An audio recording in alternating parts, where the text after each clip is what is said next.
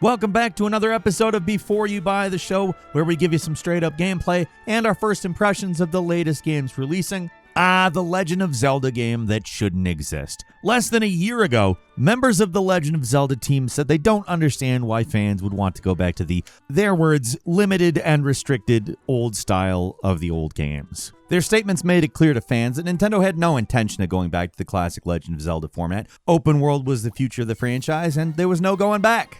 Breath of the Wild and Tears of the Kingdom are fantastic games that breathe new life into the series, but there is something to be said for the simpler, more structured nature of the pre-open world games. Mostly we all just kind of missed proper dungeons. 4 of them in a 50-hour epic really is not enough, so a lot of fans felt understandably disappointed when the producer and director of the series all but said that a new game that played like the old games just wasn't in the cards. Maybe they were just speaking for themselves, or maybe it was another classic Nintendo misdirection, because when they made those statements, Echoes of Wisdom had to be deep in production. I went into this one expecting a throwback adventure that would satisfy fan nostalgia, but what I didn't expect was that this is one of the most unique and innovative games in the series. This is The Legend of Zelda Echoes of Wisdom, the first game not made for the CDI to actually star the titular character. You play as Zelda in this one. They fake you out at the start in the prologue where you play as Link with some of his signature abilities, but he gets sucked into a void, you switch over to Zelda, and the game quickly gets started from there. Right from the start, the game feels different from your average top-down Zelda game. There is 360-degree movement, you can jump with the press of a button, there's Z-targeting.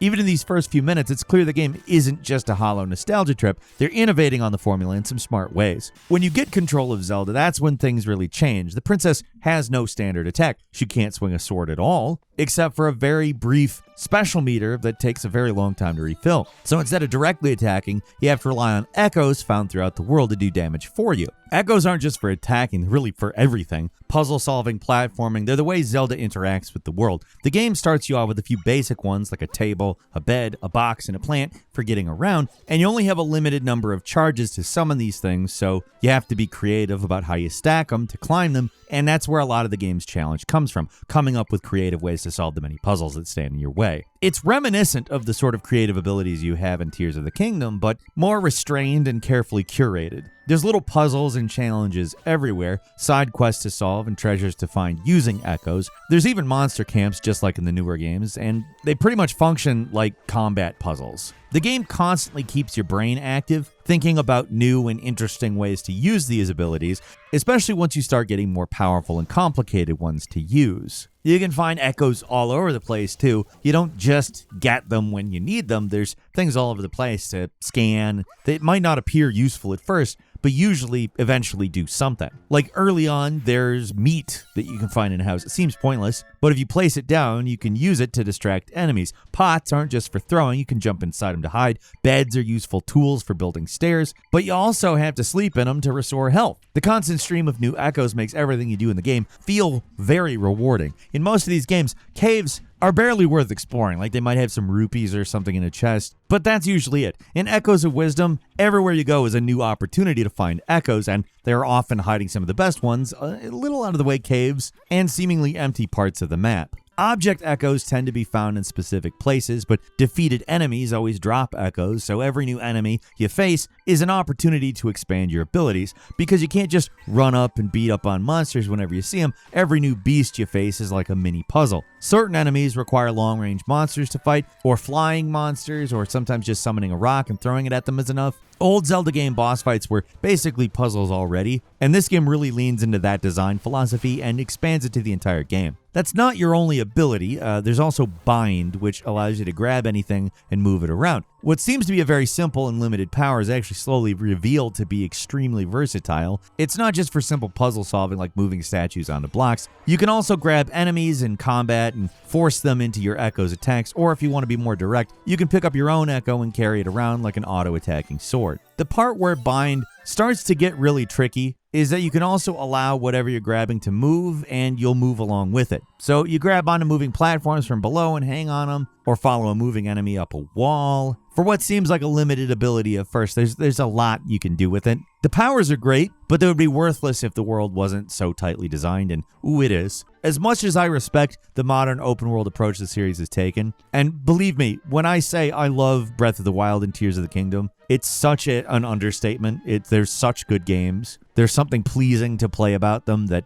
most open world games just don't even come close to aspiring to. Everything I just said there is entirely true, and also it's very refreshing to come back to this classic style. Little puzzles, secrets, and rewards are scattered all over the place, and they're all just a few steps from one another rather than dotted across a massive wilderness. Everything is carefully designed and it's built from the ground up. Nothing feels haphazard or just thrown in. It's a smaller game for sure, but that makes it feel so much snappier. Take finding a horse, for example. You know how you get a horse in Echoes of Wisdom? You find a ranch, talk to a guy who gives you a quest in about 3 lines of dialogue about the horse that is missing. Then you walk a few steps to the left and blam, there's the horse. Now solve a simple puzzle, bring it back, and the horse is yours. It takes maybe a few minutes to complete, and man, is that simplicity refreshing compared to modern, bloated open world design where everything takes an eternity to happen. I'm not specifically talking about the open world Zeldas. Not that they have nothing like that in them, but for the most part, it's fine. That doesn't stop the fact that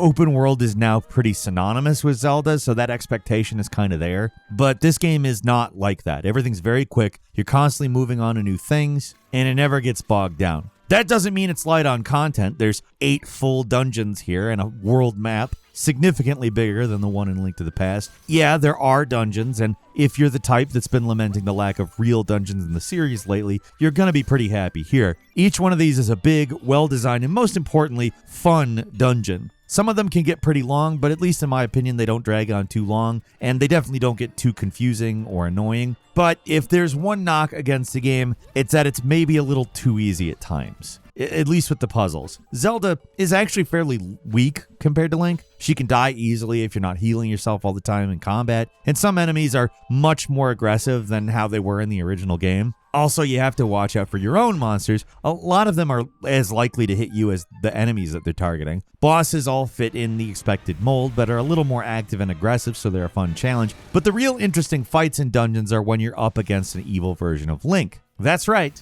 Zelda 2: The Adventure of Link returns. These freeform battles force you to think about combat in an entirely different way, at least up to the point where you get some really powerful monsters that can just steamroll them without really trying. Between dungeons, you can explore Hyrule, do little side quests that are all fairly simple, but they are also over so fast that they're actually kind of fun to do rather than a chore. And then there's also complete little mini games. Little mini dungeons are everywhere. Sometimes caves require keys to pass through them. And there's all these little rifts you can enter that take you to a place called the Still World.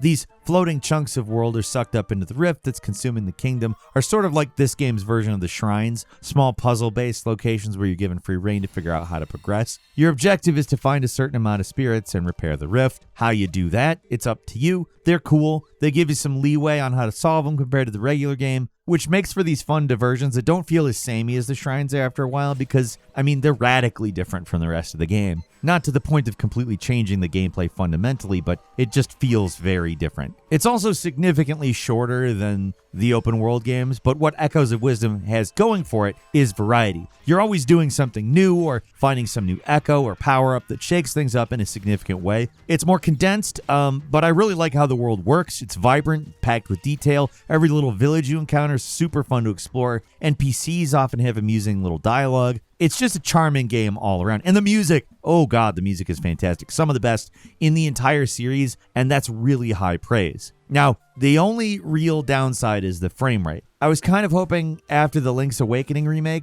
got so many complaints they'd try to fix things here, but in some cases I think the slowdown is even worse in this game. It's not consistent, at least. The remake felt like it was swinging wildly whenever you moved around in the open world, but this game slows down a lot if there are more than a few enemies on screen, or if there are enough effects going on. When you're out in the open, things can slow down to an annoying degree at times. I respect them for trying to target 60 frames per second, but the slowdown is a problem that just can't be ignored. It happens too often to let it go. It doesn't ruin the game or anything, but it does bug me. I can get used to it. I got used to it, I guess, but it's a first-party Nintendo game.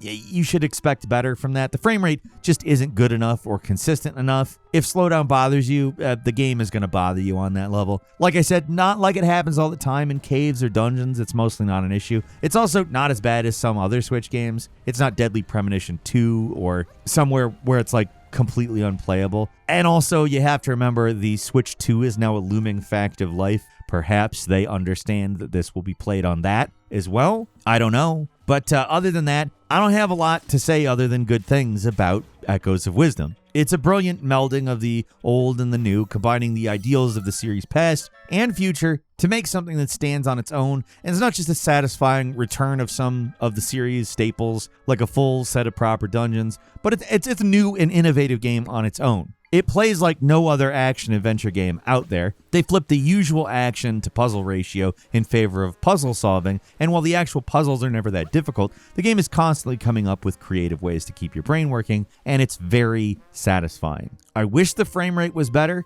because it's an otherwise absolutely fantastic entry in the series. I'd still recommend it to everyone, as long as you're not like physically averse to top-down games. But the frame rate does sting. It's something everybody with a Switch is kind of expecting at this point, and I don't know, maybe there's people who prefer 60 frames per second with dips over a consistent 30 frames per second, but the slowdown, it bugs me. It might not bother you as much, but beyond that, this one is one of the most fun and innovative games this year. I'm looking forward to playing it on whatever the Switch 2 turns out to be, because I have a feeling it'll handle it a lot better. I mean, we're 7 years into the Nintendo Switch life cycle, and there is new hardware looming on the horizon. From everything I've seen, it looks like it's probably a backwards compatible device. So, yeah, I'm looking forward to seeing if that makes a difference. That's what we think. How about you? Leave us a comment. Let us know. If you like this video, click like. If you're not subscribed, now's a great time to do so. We upload brand new videos every day of the week. Best way to see them first is, of course, a subscription, so click subscribe. Don't forget to enable notifications. And as always, we thank you very much for watching this video. I'm Falcon. You can follow me on Twitter at Falcon the Hero. We'll see you next time right here on Game Ranks.